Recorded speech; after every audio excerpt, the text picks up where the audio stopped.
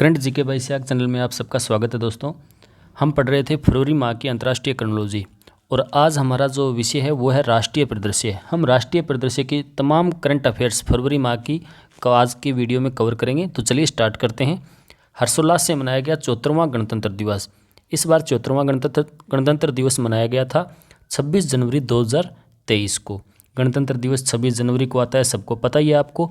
राष्ट्रपति द्रौपदी मुर्मू ने गणतंत्र दिवस में आयोजनों में देश का नेतृत्व किया है। गणतंत्र दिवस हम इसीलिए मनाते हैं क्योंकि राष्ट्रपति हमारे देश का सर्वोच्च पद होता है, वो निर्वाचित होता है और इसी दिन हमारे राष्ट्रपति जो है वो हमारा राष्ट्रीय झंडा फहराते हैं। परंपरा अनुसार राष्ट्रीय ध्वज फहराया गया। राष्ट्रगान के बाद पहली बार 105 mm के इंडियन फील्ड बंदूकों से 21 तोपों की सलामी दी जाती है। पहले ये सलामी जो थी वो 25 पाउंडर तोप से दी जाती थी, अब इसे 21 तोप की मेड इन इंडियन जो बंदूक है उनसे सलामी दी जाती है। फिर है परेड में स्वदेश में विकसित अर्जुन टैंक, नाग मिसाइल, K9 वज्र होवित्जर तोप, आकाश मिसाइल प्रणाली आदि का प्रदर्शन किया गया, जो दिखाता है भारत की आत्मनिर्भर भारत की थीम को। और इस बार पहली बार 3 महिलाओं और 6 अग्निवीरों ने भी परेड में हिस्सा लिया। और पहली बार यहाँ पर अब की बार 82वीं कॉम्बैट कैमल जो राजस्थान फ्रंटियर की है सीमा सुरक्षा बल की, उन्होंने इस परेड में हिस्सा लिया। और पहली बार इन कॉम्बैट कैमल में महिला ऊंट सवारों ने भी परेड में सहभागिता की। इस बार के मुख्य अतिथि थे मिस्र के राष्ट्रपति अब्देल फतेह अल सीसी, जिन्हें मुख्य अतिथि बनाया गया था। और ये गणतंत्र दिवस के मुख्य अतिथि जो हैं वो मध्य पूर्व के 5वें नेता है जो गणतंत्र दिवस के अवसर पर हमारे भारत के मुख्य अतिथि बने हैं। फिर है कर्तव्य पथ पर जो परेड आयोजित हुई थी उसमें सेना की सिग्नल कोर की डेयर डेविल्स जो मोटरसाइकिल पर आप देखते हो प्रदर्शन करती है डेयर डेविल्स टीम, उनको नेतृत्व प्रदान किया था जोधपुर राजस्थान की बिलोंग करने वाली लेफ्टिनेंट डिम्पल भाटी ने। डिम्पल भाटी ने इन डेयर डेविल्स की टीम का नेतृत्व किया था। वहीं अगर हम बात करें वायुसेना की गरुड़ कमांडो टीम का नेतृत्व किया था पाली राजस्थान की स्क्वाड्रन लीडर प्रीतम सिंह जेतावत ने। तो हमारे लिए ये 2 नाम इम्पोर्टेंट हो जाते हैं। फिर है इस बार राजस्थान की झांकी शामिल नहीं की गई थी और संस्कृति मंत्रालय का सांस्कृतिक कार्यक्रम वंदे भारत भी प्रस्तुत किया गया, जिसका विषय था नारी शक्ति। फिर है परेड में मिस्र की ओर से भी भागीदारी की गई थी colonel Mahmoud Mohamed Abdel Fattah Al Kharasawi के नेतृत्व में। और इनका मार्चिंग जो दल था उसमें 144 सैनिक थे जो विदेशी भागीदार के रूप में इस परेड में शामिल हुए थे। फिर है इसी के अवसर पर 6 दिवसीय एक मेगा इवेंट चलता है भारत पर्व के नाम से, जो 26 से 31 जनवरी 2023 तक चला था। इस भारत पर्व की शुरुआत हुई थी 2016 में, लेकिन पिछले 2 सालों से ये आयोजन नहीं हो रहा था। और 17 राज्यों की इस झांकियों में उत्तराखंड की जो झांकी थी उसे सर्वश्रेष्ठ झांकी के रूप में चुना गया था। और वहीं दूसरे स्थान पर रही थी महाराष्ट्र की झांकी और तीसरे स्थान पर थी यूपी की झांकी। अब यहाँ पर जो मैंने पहले बताया था कि 26 नवंबर 1949 को हमारा संविधान स्वीकार किया गया था। 26 नवंबर को हम मनाते हैं संविधान दिवस और 26 जनवरी 1950 को इस संविधान को लागू किया गया था। फिर है अंडमान निकोबार द्वीप समूह के 21 द्वीपों का नामकरण किया गया 21 परमवीर चक्र विजेताओं के नाम पर, और ये नामकरण हुआ था पराक्रम दिवस के अवसर पर। पराक्रम दिवस मनाया जाता है नेताजी सुभाष चंद्र बोस की जयंती के अवसर पर। इस बार थी इनकी 126वीं जयंती 23 जनवरी 2023 को। राष्ट्रीय स्मारक के मॉडल का भी अनावरण किया है जो बनने वाला है सुभाष चंद्र बोस द्वीप पर। ठीक है, राष्ट्रीय स्मारक का मॉडल बनेगा, मॉडल का अनावरण किया है, राष्ट्रीय स्मारक बनाया जाएगा सुभाष चंद्र बोस द्वीप पर अंडमान निकोबार द्वीप में। और यहाँ पर जो 21 द्वीपों के नाम चेंज किए हैं उसमें सबसे बड़े द्वीप का नाम रखा है मेजर सोमनाथ शर्मा के नाम पर। तो 21 द्वीपों का नामकरण 21 परमवीर सैनिकों के नाम पर रखा गया है। फिर हम बात करते हैं, इससे पहले भी मोदी सरकार ने रोस द्वीप समूह का नाम बदलकर नेताजी सुभाष चंद्र बोस द्वीप रखा था 2018 में। और उसी क्रम में नील द्वीप और हेवलोक द्वीप का नाम भी शहीद द्वीप और स्वराज द्वीप भी किया गया था। ये भी आपको ध्यान रखना है। नेक्स्ट बात करते हैं 3 राज्यों में चुनावों की। मेघालय, नागालैंड और त्रिपुरा की 3 राज्यों में विधानसभा चुनाव है। तीनों राज्यों में अगर सीटों की बात करें तो तीनों राज्यों में सीटें हैं 60-60, ये आपको ध्यान रखना है। मेघालय और नागालैंड में अनुसूचित जनजाति की सीटें नहीं हैं, बल्कि अनुसूचित जनजाति की सीटें हैं। वहीं त्रिपुरा में अगर बात करें तो 10 सीटें जो है वो अनुसूचित जाति की रिजर्व है और 20 सीटें अनुसूचित जनजाति की रिजर्व है। त्रिपुरा यहाँ पर एक बड़ा स्टेट आ जाता है जनसंख्या के मामले में। फिर निर्वाचन आयोग ने 18 जनवरी को घोषणा की थी। मेघालय और नागालैंड में चुनाव होंगे 27 फरवरी को और त्रिपुरा में चुनाव होंगे 16 फरवरी को। तीनों राज्यों के परिणाम जो आएंगे मतगणना वो होगी 2 मार्च 2023 को। इसके साथ ही आपको पता है जब भी कोई चुनाव होते हैं उसके साथ ही कई राज्यों में उपचुनाव भी होते हैं। जो सीटें खाली हो जाती है या किसी कारणवश वहाँ पर पद रिक्त हो जाता है वहाँ पर उपचुनाव भी होते हैं।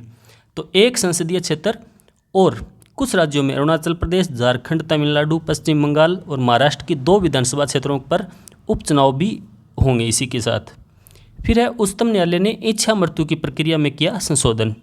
उच्चतम न्यायालय ने इच्छा मृत्यु की प्रक्रिया में संशोधन ये किया है के.एम. जोसेफ की अध्यक्षता वाली 5 न्यायाधीशों की संविधान पीठ ने। ठीक है, संविधान पीठ आपको ध्यान रखना है हमेशा 3, 5, 7, 9, 11 इस क्रम में होती है। फिर है दस्तावेज पर अब लिविंग बिल पर 2 साक्ष्यों की उपस्थिति के हस्ताक्षर किए जाएंगे। अर्थात इन्होंने संशोधन ये किया है कि पहले तो ये था कि कोई बीमार व्यक्ति है और लाइफ सपोर्ट से हटाने के लिए मजिस्ट्रेट की स्वीकृति अनिवार्य होती थी। अब उस स्वीकृति की जगह 2 साक्ष्यों की उपस्थिति में ही हस्ताक्षर कर लिए जाएंगे। फिर अब भारत ने किया यूएन महिला शांति सैनिकों की सबसे बड़ी एकल इकाई। भारत ने पहली बार यूएन मिशन में महिला शांति सैनिकों की सबसे बड़ी इकाई को भेजा है और वो भेजा है सूडान के अबेई क्षेत्र में। महिला शांति सैनिकों की एक पूरी टुकड़ी तैनात करने का निर्णय जो लिया था वो जनवरी 2023 में लिया था और उससे पहले 2007 में महिलाओं की टुकड़ी को तैनात करने वाला भारत पहला देश बना था और अब जो है भारत ने सबसे बड़ी महिला एकल इकाई की तैनाती यूएन मिशन में की है। फिर हम बात करते हैं PAFF। ठीक है, PAFF को आतंकवादी संगठन घोषित किया है। नाम याद रखना, PAFF पूरा नाम है इसका पीपल्स एंटी फासिस्ट फ्रंट और इसे माना है जैश ए मोहम्मद का छद्म संगठन। ठीक है, जैश ए मोहम्मद का छद्म संगठन। छद्म मतलब एक तरह की छाया। फिर है गैरकानूनी गतिविधि अधिनियम 1967 के तहत इसको प्रतिबंधित किया है। इस संगठन को प्रतिबंधित संगठन घोषित किया है। फिर बात करें केंद्रीय गृह मंत्रालय ने UAPA है अनलॉफुल एक्टिविटी प्रिवेंशन एक्ट। ठीक है, इसे बोलते हैं UAPA। इसकी 4थी अनुसूची के तहत अरबाज अहमद मीर को भी व्यक्तिगत आतंकवादी घोषित किया है।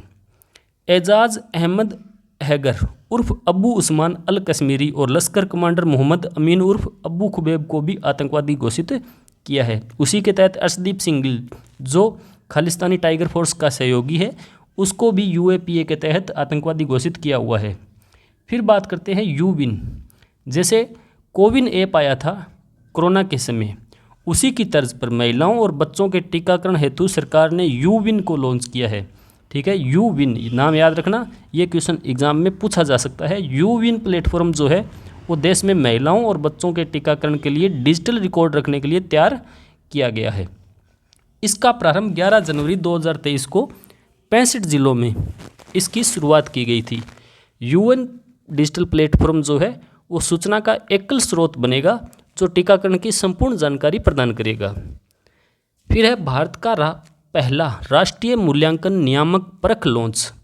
ये परख जो कार्यक्रम है वो पहले भी काफ़ी चर्चा में रहा है। इसे NCERT द्वारा तैयार किया गया है, ये आपको ध्यान रखना है। NCERT यानी national council of education research and training. ठीक है, NCERT इसी ने परख को तैयार किया है और परख का जो पूरा नाम है वो भी आपको ध्यान रखना है, performance assessment review and analysis of knowledge for holistic development. ठीक है, समग्र डेवलपमेंट जो होता है उसी के लिए ये तैयार किया गया है बच्चों के लिए और देश के सभी मान्यता प्राप्त स्कूलों बोर्डों के लिए छात्र मूल्यांकन और मूल्यांकन के लिए जो मानदंड मानक और दिशा निर्देश है उन्हें ये स्थापित करेगा। परख को राष्ट्रीय शिक्षा नीति के तहत तैयार किया गया है एक स्टैंडर्ड निकाय के रूप में। ये परख जो है 3 मूल्यांकन क्षेत्रों में काम करेगा। मूल्यांकन करना, स्कूल आधारित आंकलन करना और परीक्षा में सुधार करना। फिर है भारत को मिला एशियाई प्रशांत डाक संघ का नेतृत्व। एशियाई प्रशांत डाक संघ जो है, एशियन पैसिफिक पोस्टल यूनियन जो है, उसका नेतृत्व अब भारत करेगा जनवरी 2023 से। डॉक्टर विनय प्रकाश सिंह 4 साल के लिए इसके महासचिव का पदभार संभाला है। पहली बार है जब कोई भारतीय शख्स डाक क्षेत्र में एक अंतर्राष्ट्रीय संगठन का नेतृत्व कर रहा है। तो आपको नाम याद रखना होगा, डॉक्टर विनय प्रकाश सिंह। और ये जो है APPU जो है वो 32 सदस्यीय देशों का एक अंतर सरकारी संगठन है, जिसका मुख्यालय कहाँ है? बैंकॉक, थाईलैंड में है। फिर बात करते हैं आकांक्षी ब्लॉक कार्यक्रम की। आपने पहले सुना होगा आकांक्षी जिला कार्यक्रम। उसी की तर्ज पर नीति आयोग द्वारा आकांक्षी ब्लॉक कार्यक्रम प्रारंभ किया गया है। आकांक्षी ब्लॉक कार्यक्रम का जो शुभारंभ है वो किया गया 7 जनवरी 2023 को। मुख्य सचिवों का दूसरा राष्ट्रीय सम्मेलन हो रहा था, उस समय इस कार्यक्रम का शुभारंभ किया गया है 7 जनवरी को। नीति आयोग के अनुसार ये कार्यक्रम जो है वो पूरे देश में 500 से अधिक चिन्हित ब्लॉकों में नागरिकों के लिए ईज ऑफ लिविंग में सुधार करेगा। आपको पता होगा इंस्पिरेशनल डिस्ट्रिक्ट प्रोग्राम की तर्ज पर ही इसे शुरू किया गया है। इंस्पिरेशनल डिस्ट्रिक्ट प्रोग्राम जो है, आकांक्षी जिला कार्यक्रम जो है वो 2018 में शुरू किया गया था। उसके तहत 112 जिले थे और इसके तहत ब्लॉक कार्यक्रम के तहत आपको 500 जिले याद रखने हैं।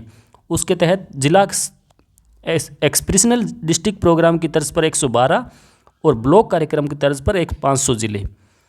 उल्लेखनीय है कि ABP की घोषणा वित्त मंत्री निर्मला सीतारमण ने 2022-23 के बजट भाषण में आकांक्षी जिला कार्यक्रम के विस्तार के रूप में इसकी घोषणा भी की थी। आपको पता होगा राजस्थान में भी इस प्रकार का एक मिशन चलाया गया था, मिशन कोटड़ा, जो एक आकांक्षी ब्लॉक कार्यक्रम की तर्ज पर ही चलाया गया था। मिशन कोटड़ा जो उदयपुर राजस्थान के कलेक्टर ताराचंद मीणा की पहल पर शुरू किया गया था। फिर है annual state of education report. एक NGO है शिक्षा में काम करने वाला, NGO प्रथम NGO द्वारा annual states of education report जो है वो जारी की गई थी। इससे पहले इन्होंने 2018 में रिपोर्ट जारी की है, एक रिपोर्ट इन्होंने अब जारी की है। ये रिपोर्ट कहती है कि सरकारी स्कूलों में वर्ष 2018 में 65.6% छात्र नामांकित थे, जो वर्तमान में 2022 में बढ़कर 72.9% हो गए हैं। इसके साथ ही ये रिपोर्ट कहती है कि महिलाओं या लड़कियों की स्कूल जाने वालों लड़कियों की संख्या में अब 2% की कमी आई है। जहां 2018 में ऐसी लड़कियां 4% थी, वो अब घटकर 2% हो गई है। फिर बात करते हैं दक्षिण अफ्रीका में 100 चीते लाने के लिए समझौता। आपको पता होगा कुन्नो नेशनल पार्क में, MP का एक श्योपुर कस्बा है, वहाँ पर कुन्नो नेशनल पार्क जो है वहाँ पर पहले 12 चीते लाए गए थे नामीबिया से, 8 चीते लाए गए थे नामीबिया से, और वर्तमान में वहाँ पर 12 चीते लाए गए हैं दक्षिण अफ्रीका से। इस प्रकार दक्षिण अफ्रीका से अब 100 के लगभग चीते यहाँ पर लाए जाएंगे, तो ये भी आपको याद रखना है। फिर है नालंदा में खोजे गए 1200 वर्ष पुराने 2 लघु स्तूप। नालंदा महाविहार परिसर के भीतर सराय टीला के पास पत्थर से उकेरे गए 1200 वर्ष पुराने 2 लघु स्तूपों की खोज की गई है। तो ये था हमारा नेशनल करंट अफेयर। इसके बाद में हम करेंगे अंतरिक्ष और रक्षा करंट अफेयर। अगर आपने अभी तक चैनल को सब्सक्राइब नहीं किया तो सब्सक्राइब ज़रूर करें और अपने दोस्तों के साथ शेयर ज़रूर करें। धन्यवाद। जय हिंद, जय भारत।